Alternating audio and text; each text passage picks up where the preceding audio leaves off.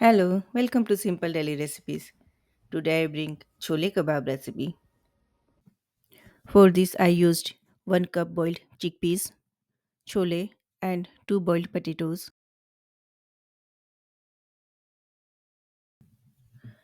Heat oil in a pan. Add 1 teaspoon hing, asafetida, 1/4 cup chopped onion,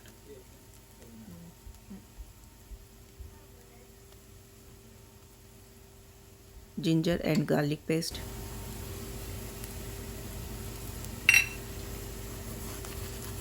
1 tablespoon ajwain, carom seeds,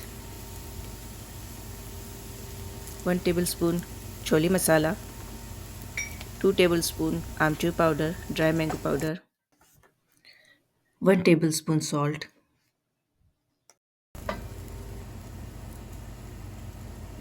Add the chickpeas and boiled potatoes to the pan. Transfer the mixture to another plate and mash it immediately. If the mixture cools, the chole will form a dry layer and become hard to mash. Once fully mashed, add chopped coriander. Take small portion of the mixture and form tikkis, rolling from the sides to make edges smooth. Shallow fry the tikkis in oil. We are not using any binding ingredients, so you cannot deep fry them as they may fall apart. You can use an air fryer instead.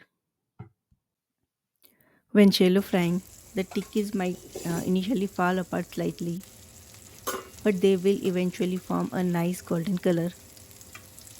Flip them over to cook the other side. The tikkis are ready. Prepare a dip to serve with chole kebab.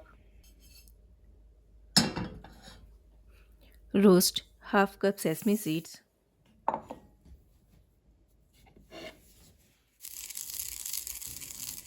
Grind them to make a coarse paste. In a bowl, mix half cup curd with the sesame seeds paste, lemon juice, black salt, black pepper,